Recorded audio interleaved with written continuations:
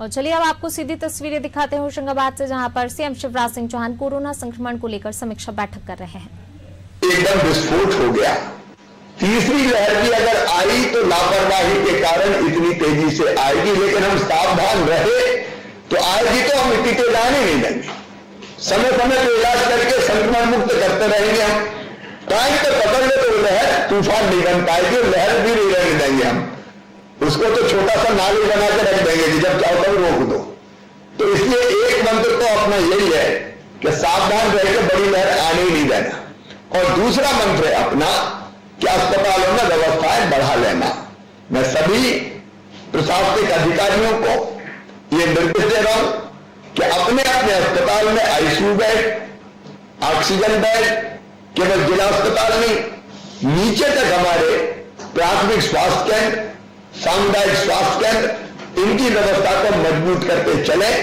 Funds की व्यवस्था अलग अलग तरीकों से हो जाएगी। मैं ऑक्सीजन प्लांट के हम तैयारी रखें और बच्चों का वार्ड हम जरूर हमारे तीनों जिलों में, आप देख लीजिए कहां कहां जिला अस्पताल में बना नहीं है हमको बच्चों का वार्ड, उसके नीचे भी जहां बन सकता है बच्चों के लिए स्थान सुरक्षित रखें। क्योंकि ऐसा अनुमान है कि तीसरी लहर में बच्चे प्रभावित हो सकते हैं क्योंकि उनका वैक्सीनेशन नहीं हो रहा।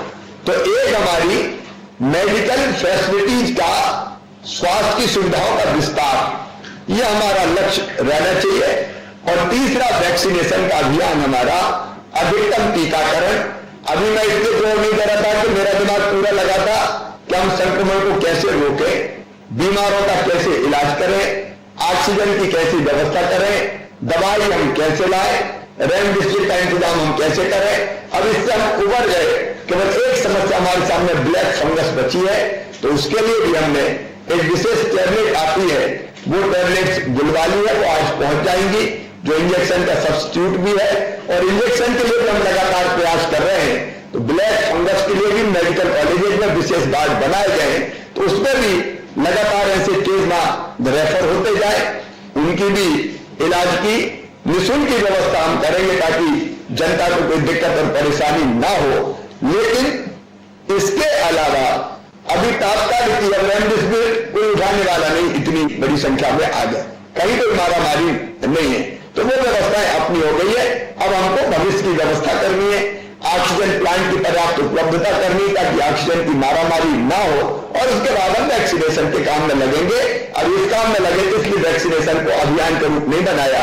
1 जून से आप सबसे, माननीय सांसदगण, विधायक साथियों से मेरी अपील है कि वैक्सीनेशन के अभियान को भी कहीं भ्रांति है, भ्रम है, तो उसको भी दूर करें। दुनिया भर के वैज्ञानिकों ने कहा है कि अगर वैक्सीनेशन हो जाता, दोनों डोज लग जाते हैं, तो शरीर की रोग प्रतिरोधक क्षमता बढ़ती है। और दुनिया में अपवाद कोई घटना हो गई अलग बात है, लेकिन इससे बड़ा सुरक्षा चक्र कोई नहीं है।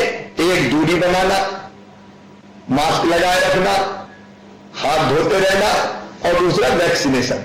तो उस काम में हम लोग निश्चित तौर पर लगेंगे।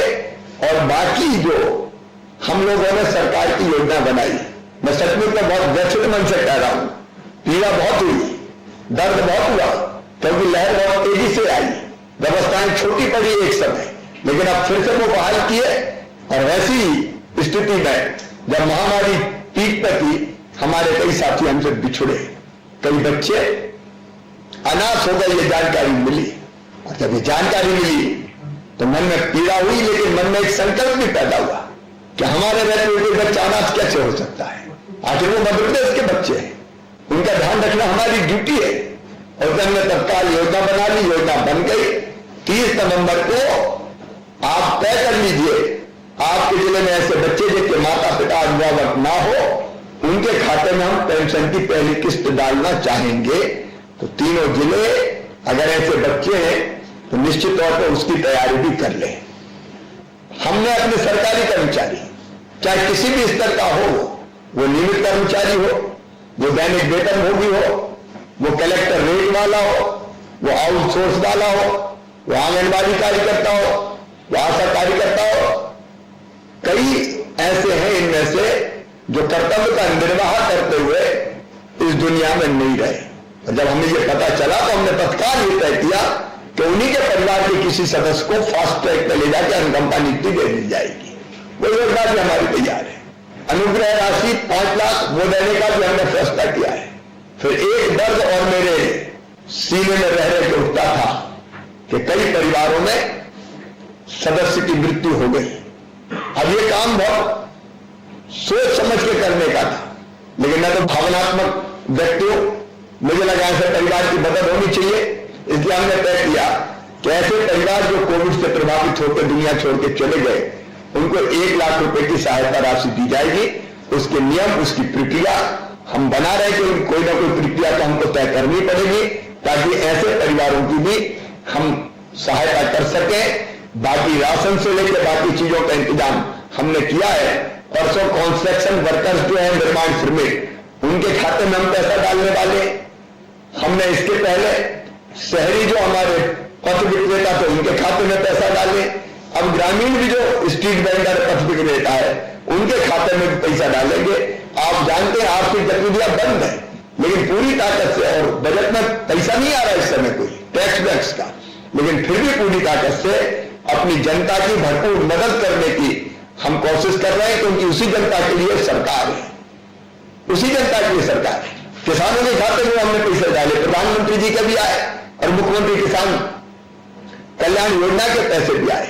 उपार्जन प्रभावित नहीं होने दिया, उपार्जन लगातार होता रहा, 0% ब्याज का कर्जा जारी रखा और किस्तें भरने की तारीख भी बढ़ा के हमने 30 जून तक कर दी, ताकि किसान को कोई दिक्कत ना आए, संकट की इस घड़ी में कोई परेशान ना रहे, यह हमारा संकल्प है। मैं फिर अपील करता हूं कि ठीक दिशा में है हम, लेकिन लापरवाही किसी भी कीमत पर ना हो जाए, और नहीं तो बड़ी संख्या में संक्रमित आ गए तो फिर दुनिया चलाना मुश्किल हो जाएगी।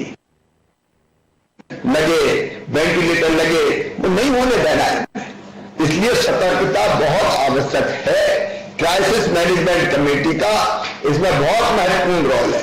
मेरे विधायक साथी लीड करें, सांसद जी गाइड करें, हमारे हर स्तर के जनप्रतिनिधि, हर स्तर के जनप्रतिनिधि, चाहे वो जिला पंचायत अध्यक्ष हो, जनपद पंचायत अध्यक्ष हो, नगर पालिका अध्यक्ष हो, आपके पार्षद हो, हमारे जनपद जिला पंचायत के सदस्य हो, सरपंच हो, गांव के पटेल हो, मुकद्दम हो, इन सबसे मेरा निवेदन है, कार्यकर्ता भाइयों बहनों से मेरा निवेदन है कि इतिहास में कभी कभी ऐसा मौका आता है जब सबको मिलकर लड़के जीतना होता है। ये कोरोना मानवता के खिलाफ संकट है और इसलिए मिलकर इसका सामना करें। जो मैंने सावधानी बताई वो सावधानी रखें और हर हालत में 7 दिन में करो या मरो, इसको समाप्त ही करना है। इसके बाद इतना दुखता आएगा तो लड़ाई फिर होती रहेगी, लेकिन परिस्थितियां हम ऐसी बना लेंगे कि लड़ते रहेंगे और खत्म करते रहेंगे, तो हमारी दुनिया भी चलती रहेगी, हमारी बाकी व्यवस्थाएं भी चलती रहेगी और कोरोना से भी हम लड़ते रहेंगे। हमारे यशस्वी प्रधानमंत्री श्रीमान नरेंद्र मोदी जी के नेतृत्व में अनेक तरह की योजनाएं बनी है, सुविधाएं मिली है, उनको मैं धन्यवाद देता हूं और हम सब मिलकर लड़के इस कोरोना से निश्चित तौर पर जीतेंगे। एक बार मैं सभी को, जनप्रतिनिधि मित्रों को भी और प्रशासनिक कर्मचारी अधिकारियों को भी मिलकर लड़ रहे हैं, हम एक टीम के रूप में लड़ रहे हैं, कोई कसर हम नहीं छोड़ रहे हैं और आगे भी कोई कसर ना छूटे, ताकि इस कोरोना से मुक्त हमारा नर्मदापुरम संभाग हो जाए और जिंदगी को हम फिर से सामान्य तौर पर बहाल कर लें। आप सबको मैं एक बार फिर हृदय से धन्यवाद देता हूं कि मिलकर आप लड़े, आगे भी सतर्क रहना है, लड़ते रहना है और जो खोलना है उसकी भी योजना बनाई है। क्या क्या खुलेगा, सब कुछ नहीं खुलेगा, नहीं फिर नहीं हुई और फिर बढ़ गया तो फिर क्या करेंगे, फिर लॉकडाउन करने की स्थिति में पहुंच जाएंगे। इसलिए बाकायदा जिले की क्राइसिस मैनेजमेंट कमेटी तय करेगी कि पहले चरण में ये चीज खोलेंगे, दूसरे चरण में ये चीज खोलेंगे, तीसरे चरण में ये चीज खोलेंगे और उसके साथ साथ गाइडलाइन भी कि जो निकलेंगे उनको मास्क लगाना पड़ेगा, दूरी बनानी पड़ेगी, वो पूरी गाइडलाइन आएगी। दुकानदार दुकान खोलेगा तो चीजों का पालन करना पड़ेगा। ये नहीं है कि खुद ने भी मास्क नहीं लगाया और आने वाले भी मास्क नहीं लगा रहे, नहीं तो जैसे के तैसे हो जाएंगे। तो उस गाइडलाइन का जो बनेगी उसका पालन सख्ती के साथ करना, वो अगर कोई तोड़े तो कड़ी कार्रवाई करना है, क्योंकि वो केवल खुद प्रभावित नहीं होगा, वो बाकी सबको भी प्रभावित कर देगा। इसलिए कड़ाई तो रखनी पड़ेगी। वो गाइडलाइन भी जल्दी आपके सामने आएगी। आज तो मैं तीनों जिले की टीम को, जिले की भी, ब्लॉक की भी, पंचायत की भी, वार्ड की भी बहुत बधाई देता हूं आप लोगों ने बहुत मेहनत से काम करके सफलता के द्वार तक आप पहुंच गए। आप सफल होइए, यही मेरी शुभकामनाएं है और आप जीतेंगे, ये मेरा विश्वास है।